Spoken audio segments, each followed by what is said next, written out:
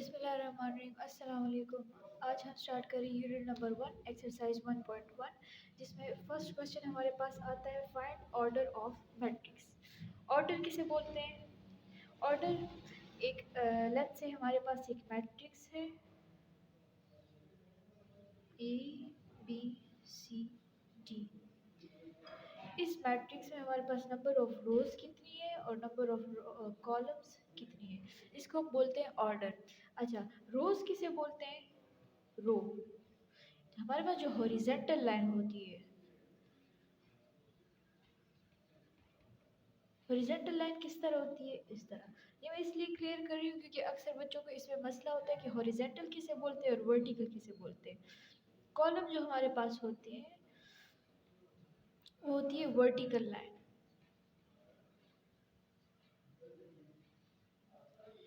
Vertical line किस तरह होती है? इस तरह। अच्छा, सेकेंडली इसमें एक और चीज़ आती है कि बच्चे भूल जाते हैं कि हॉरिजेंटल किस तरह होती है, वर्टिकल इनको बड़ा कन्फ्यूजन होता है इसमें। तो इसके लिए मेरे पास एक ट्रिक है। अगर आप देखें हॉरिजेंटल स्टार्ट होता है एच से, तो आप इस लाइन को एक्सटेंड करें, so this is your horizontal. Vertical start होता है वी से, आप इस पॉइंट को एक्सटेंड करें, ये आ जाएगा आपके पास वर्टिकल। सो इसको इस ट्रिक से आपको याद रहेगा कि हॉरिजेंटल इसे बोलते हैं, वर्टिकल इसे बोलते हैं। हॉरिजेंटल जो होते हैं वो होती है रो, और ये जो वर्टिकल होती है ये होती है कॉलम। अच्छा, अब हम आते हैं अपने क्वेश्चन नंबर 1। ये हमारे पास फर्स्ट क्वेश्चन है फ्रॉम एक्सरसाइज 1.1। इसमें हमें बताना है कि इस मैट्रिक्स की ऑर्डर क्या है और मतलब नंबर ऑफ रोज और नंबर ऑफ कॉलम्स इसमें किस तरह दी गई है। ऑर्डर इसको बोलते हैं। अच्छा, तो अगर हम देखें हमारे पास हॉरिजेंटल जो लाइन है एच, वो कितनी बन रही है? 1 2। हमारे पास दो हॉरिजेंटल लाइंस बन रही है, मींस रो।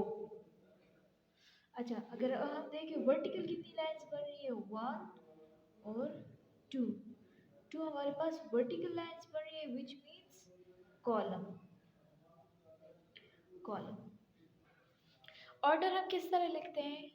ऑर्डर लिखने का तरीका ये होता है कि हम लिख लेते हैं number of rows multiply by number of column, या इस तरह भी लिख सकते हैं कि number of row by number of column. अपने जहन में ये बात रखनी है कि हम पहले नंबर ऑफ रो लिखेंगे उसके बाद नंबर ऑफ कॉलम लिखेंगे। अक्सर बच्चे इसमें भी कंफ्यूज हो जाते हैं कि हम पहले रो लिखें या कॉलम लिखें। आपने हमेशा पहले रो लिखना है फिर कॉलम लिखना है। अच्छा, अगर हम अपने क्वेश्चन की तरफ देखें तो इसमें कितनी रोज बन रही है? 1 2। तो हम क्या कर लेंगे, नंबर ऑफ रोज हमारे पास कितनी बनी? 2 मल्टीप्लाई नंबर ऑफ कॉलम्स कितनी बनी? 1 2 2। ये हो गया आपका ऑर्डर ऑफ अ मैट्रिक्स। और या आप इसको इस तरह भी लिख सकते हैं कि 2 by 2, this is your order of matrix A. अच्छा, हमारे पास कुछ और क्वेश्चन है, जैसे क्वेश्चन नंबर 2 को अगर आप देखें तो आप इसमें देखिए नंबर ऑफ रोज कितनी है? 1 2। नंबर ऑफ कॉलम्स कितनी है? 1 2। टोटल हमारे पास कितना बना? 2 बाय 2। आप इसको इस तरह भी लिख सकते हैं, आपकी मर्जी है। अगर आप इस तरह लिखें या इस तरह लिखें कोई मसला नहीं है। अच्छा, थर्ड क्वेश्चन को हम देखेंगे। इसमें रो कितनी है? 1। और कॉलम्स कितनी है? 1 2। तो सबसे पहले हम क्या क्या करेंगे? नंबर ऑफ रो लिखेंगे which is 1 bye number of columns कितनी है? 1 2 2। अब आते हैं क्वेश्चन नंबर 4 की तरफ। रो हमारे पास कितनी है? 1 2 3। सबसे पहले हम लिख लेंगे 3 बाय कॉलम्स कितनी है हमारे पास? Just 1 3 by 1। फिफ्थ क्वेश्चन की तरफ आते हैं। Number of row 1, number of column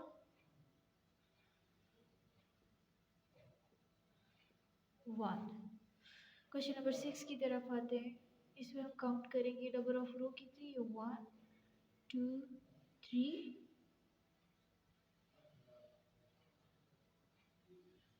columns कितनी है, 1 2 2। ये हो गया आपका ऑर्डर ऑफ अ मैट्रिक्स। इसमें दो पार्ट्स रह गए, वो आप खुद करें, खुद ट्राई करें इसको। साइज में हमारे पास जो सेकंड क्वेश्चन आता है वो है which of the following matrices are equal. Equal का क्या मतलब, इक्वल के हमारे पास टू रूल्स हैं।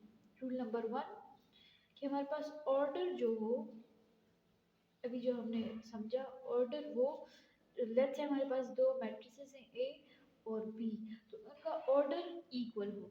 सेकेंडली उसमें जो एंट्रीज हुई है वो इक्वल होनी चाहिए। ए और बी की एंट्रीज इक्वल होनी चाहिए। ये किस तरह होती है, ये अब मैं आपको बताती हूँ। जैसे ए हमारे पास है 4 5, बी हमारे पास है 6 और 7। अगर हम इसके ऑर्डर को देखें, number of row 1, number of column 2, सही है। ऑर्डर तो हमारे पास ठीक है, 1/2, 1/2। तो एक रूल तो ये फॉलो करता है, मगर अगर हम इसकी अंदर एंट्रीज को देखें तो इधर है 4 5 और इधर है 6 और 7, तो वो इक्वल नहीं है, एंट्रीज इक्वल नहीं है। इसका मतलब कि ये ऑर्डर, ये दो जो मैट्रिसेस हैं वो इक्वल नहीं है। अच्छा, हम अब अपने क्वेश्चंस की तरफ आते हैं। अच्छा, अगर हम अब इसकी तरफ देखें, ए को देखें, ए की क्या वैल्यू है, 3। ऑर्डर इसकी क्या बनती है, 1/1, 1/1, इसकी ऑर्डर बनती है। अगर हम इसमें सर्च आउट करें तो इसकी तो ऑर्डर चेंज है। अगर हम सी को देखें, वो है 5 - 2। अगर हम इसको सॉल्व करें तो ये क्या बनेगा, 5 - 2 = 3। तो फर्स्ट इसकी जो ऑर्डर बनती है वो भी 1/1 हो जाएगी। और दूसरी बात, इधर भी 3 है और इधर भी 3 है, तो ये दोनों क्या हुए, equal. A is equals to C. अच्छा, सेकंड नंबर ये दोनों हो गए, ये भी हो गया, ये भी हो गया। अब हम अगर इसको देखो, बी को देखें, बी इज इक्वल्स टू 3 और 5, 1 रो 2 कॉलम्स। अब हमने अभी एक ऐसा वो मैट्रिक्स फाइंड आउट करना है जिसमें एक रो हो और दो कॉलम हो। ये तो हो गया ऑलरेडी। इसके अगर देखें तो मैच नहीं कर रही, इसकी भी नहीं कर रही, इसकी भी नहीं कर रही, ये भी मैच नहीं हो रहा, ये भी मैच नहीं हो रहा। आई को अगर हम देखें, आई इज इक्वल्स टू 3 3 + 2। अगर हम इसको सॉल्व करें तो ये क्या बनेगा, 3 और 5। अगर आप देखें 1/2, ऑर्डर इसका भी 1/2 है और इसका भी बनता है 1/2। सेकंड, इधर भी 3/5 है और इधर भी 3 और 5 है। तो हमारे पास क्या कंक्लूजन आया कि बी इज इक्वल्स टू आई। अच्छा, तो बी और आई भी हमारे पास हो गए। अब हम आते हैं डी पर। डी हमारे पास क्या है, 4 0 6। डी की ऑर्डर क्या बनती है, 1 2 3 और 1, 3/1। अब हमने एक ऐसा, फर्स्ट ऑफ ऑल ऐसा मैट्रिक्स फाइंड करना है जिसका ऑर्डर 3/1 हो। तो अगर आप देखें डी के अलावा इधर कोई भी मैट्रिक्स ऐसा हमारे पास मौजूद नहीं है जिसकी ऑर्डर हो 3/1। सो इट मीन्स के डी डी की कोई इक्वलिटी नहीं है, इसकी इक्वल कोई भी मैट्रिक्स हमारे पास मौजूद नहीं है। सो हम इसको इसी तरह छोड़ देंगे। ई की तरफ आते हैं। ई हमारे पास क्या है? 4 0 6 2। ऑर्डर क्या बनती है? 2/2, 2/2, 2/2 की जो अब हम फाइंड करेंगे एक मैट्रिक्स। अगर हम इसे देखें, एफ को देखें, तो एफ की जो ऑर्डर वो मैच नहीं होती। जी को अगर देखें, इसमें बीच में ऑपरेशंस है तो वो भी मैच नहीं होती। अगर हम इसको सॉल्व करें तो ये ऑर्डर मैच नहीं होगी। अगर हम एच को देखें, 4 0 6 2, सबसे पहले तो इसकी जो ऑर्डर है वो बिल्कुल मैच कर रही है। सेकेंडली एंट्रीज भी एग्जैक्टली सेम है। तो इधर हमारे पास E is equals to H आ गया, E और H हो गया। अब अगर हम J को देखें, J उसमें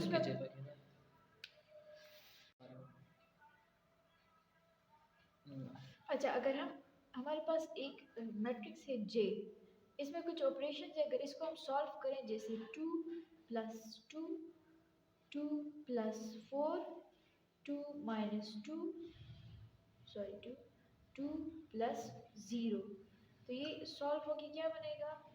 4 6 0 और 2। ऑर्डर इसका क्या बना?